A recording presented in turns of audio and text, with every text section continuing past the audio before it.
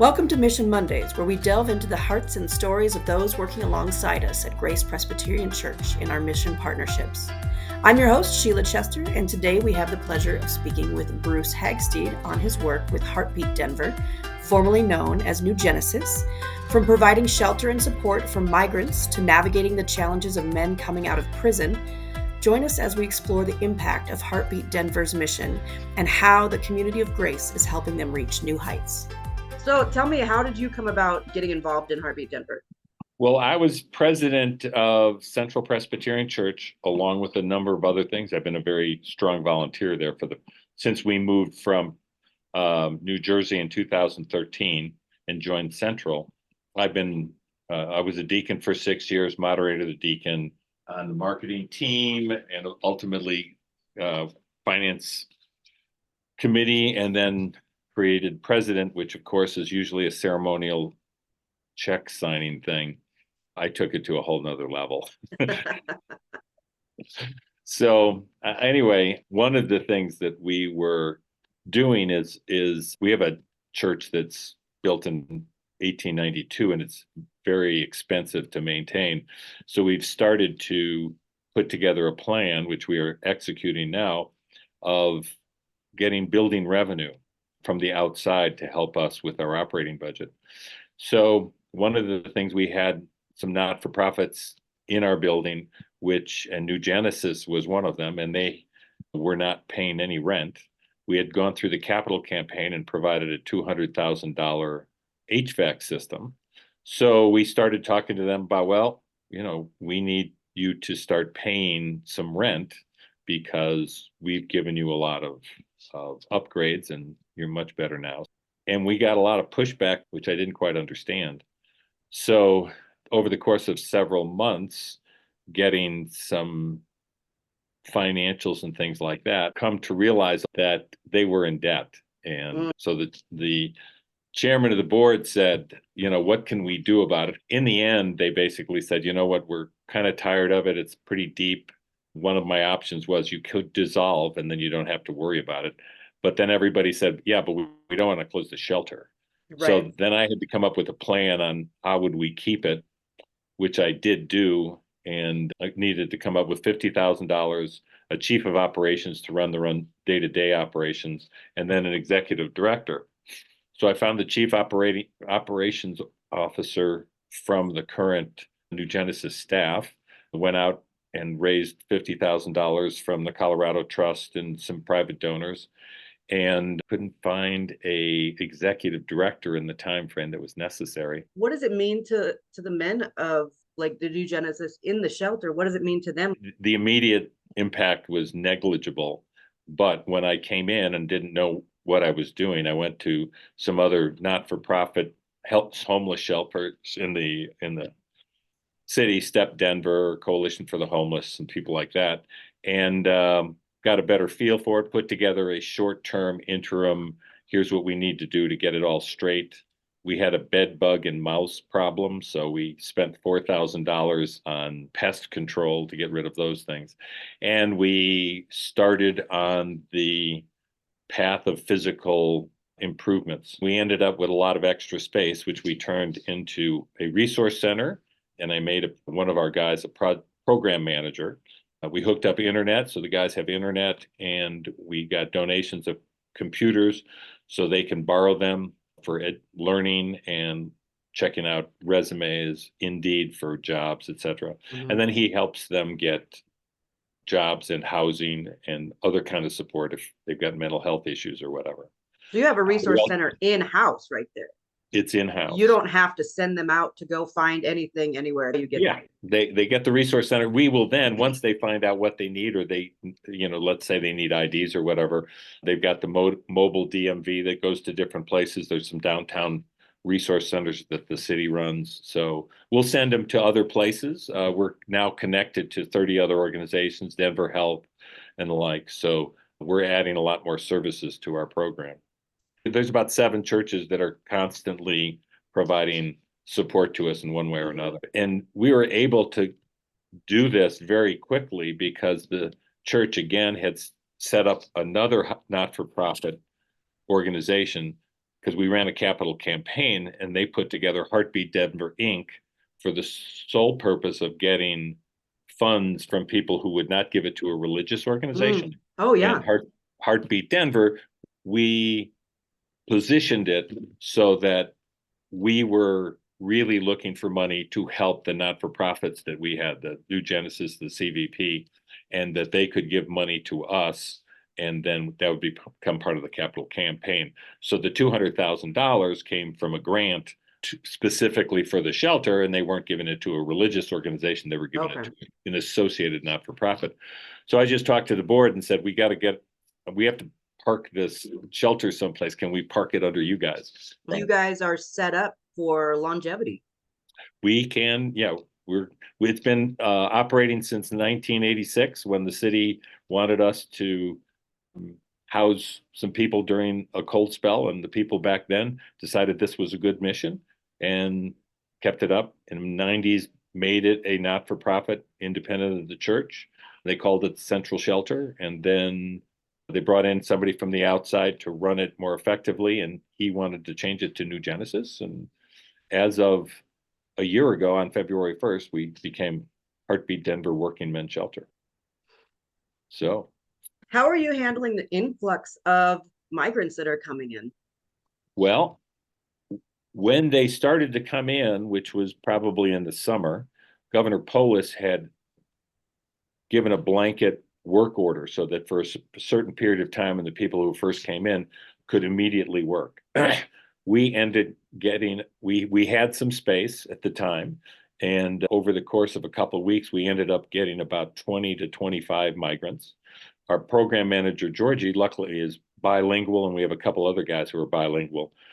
We ended up hiring one of the people to translate all of our documentation into Spanish, and they came in needing a lot of support, which Georgia was able to provide.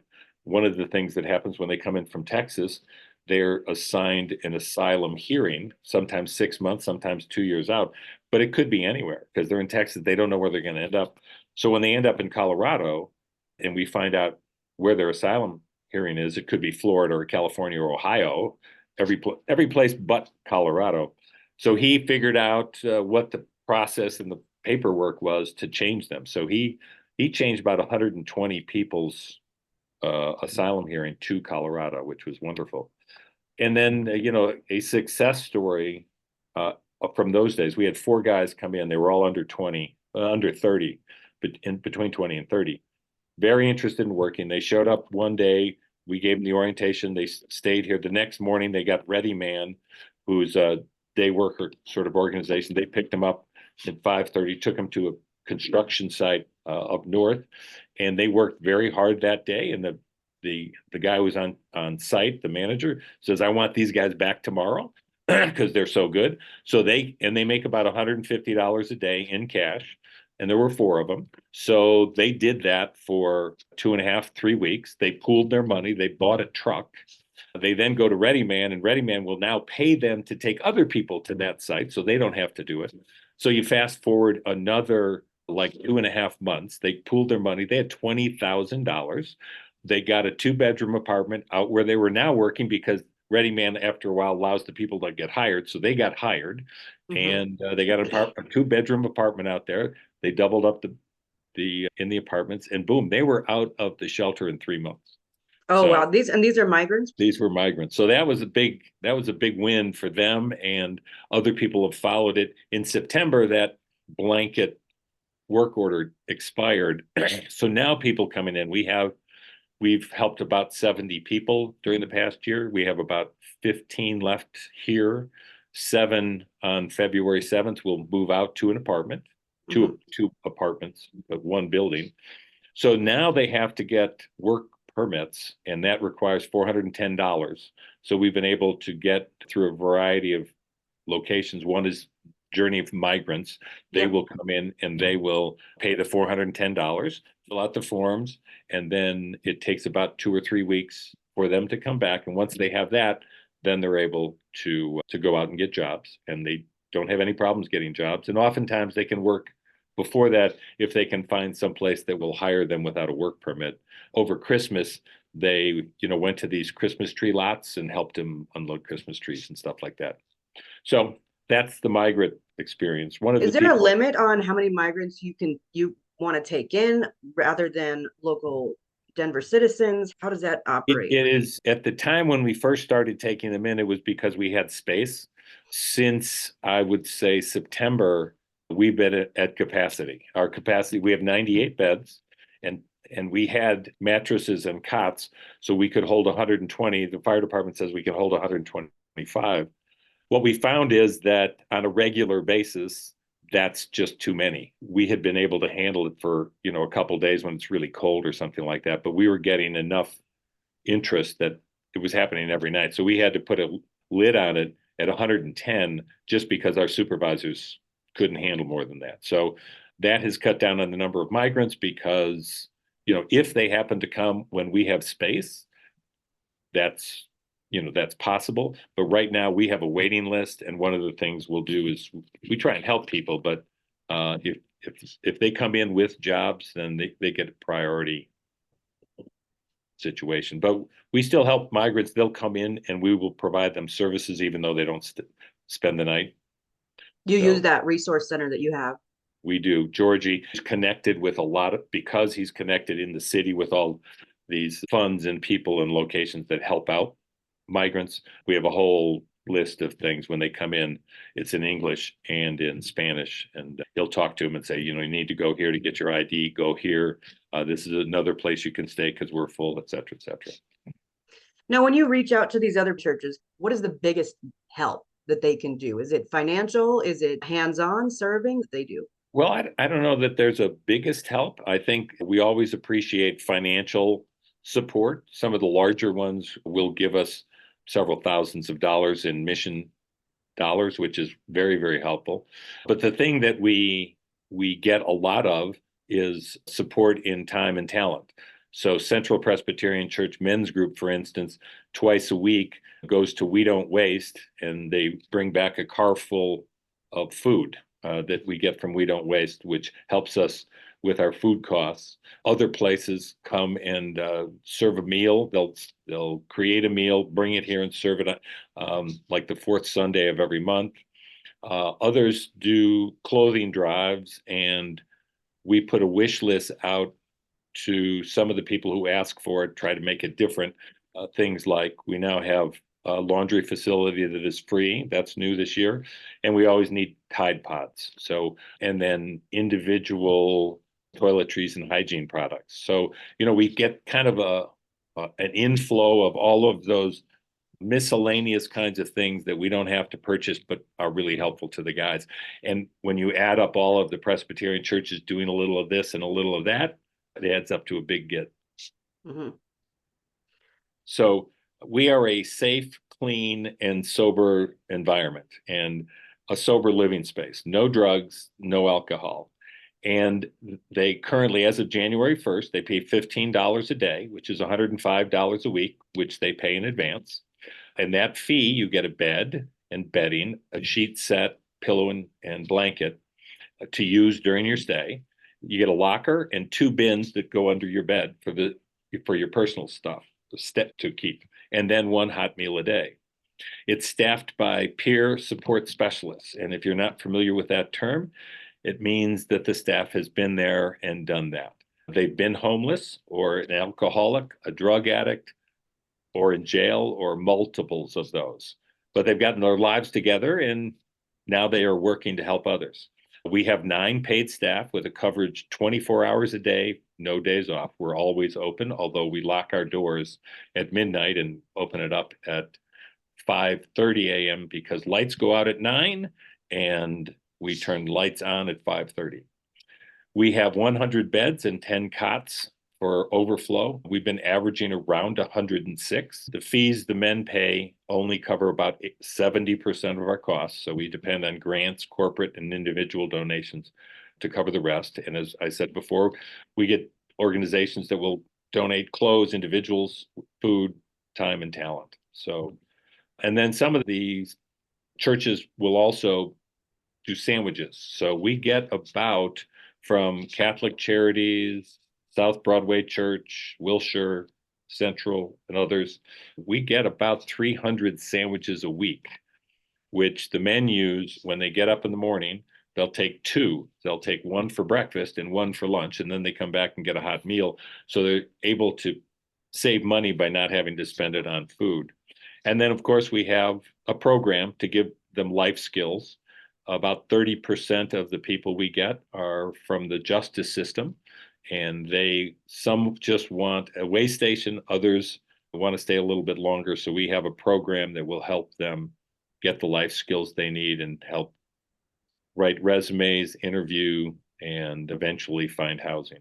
What's the average that a man will stay at the shelter?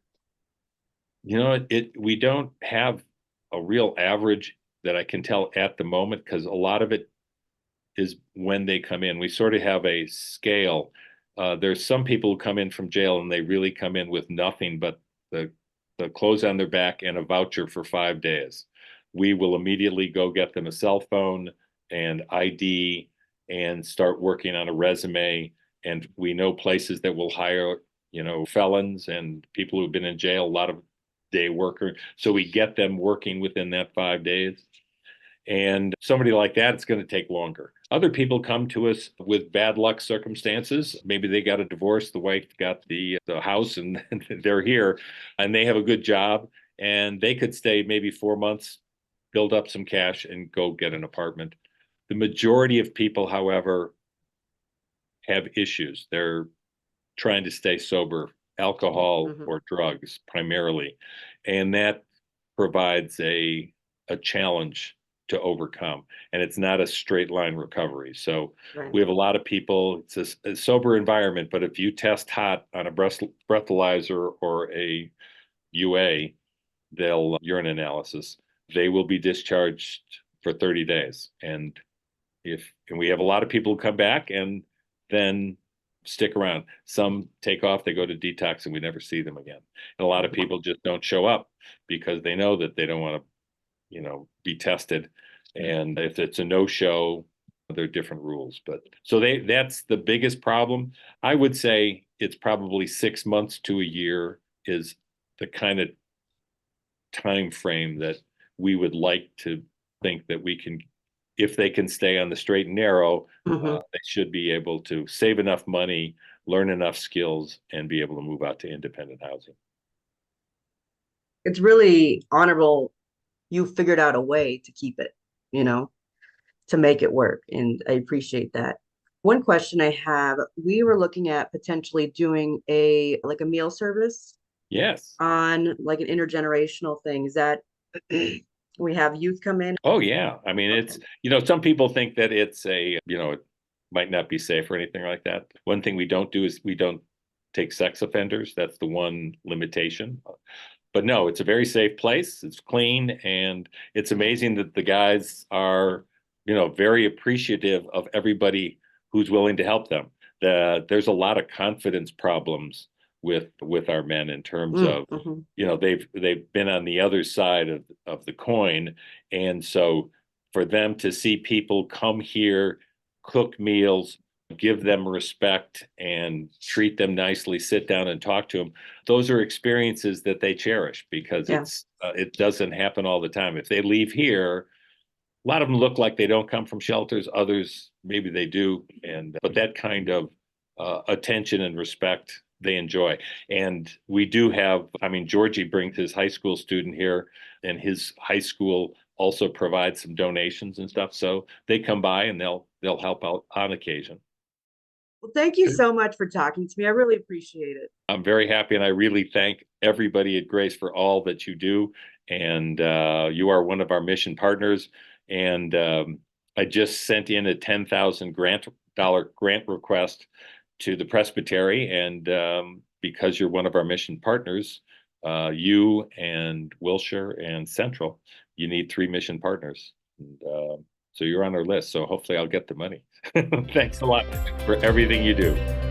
Thank you for listening to this interview. We hope you found inspiration and insight in today's conversation with Bruce Heagstedt from HeartBeat Denver. Remember, the journey of mission is not just about the destination, but the lives touched along the way. To learn more about our church and how you can get involved in this mission partner and others, Visit us at gracecolorado.com/missions. Until next time, be grace in the world.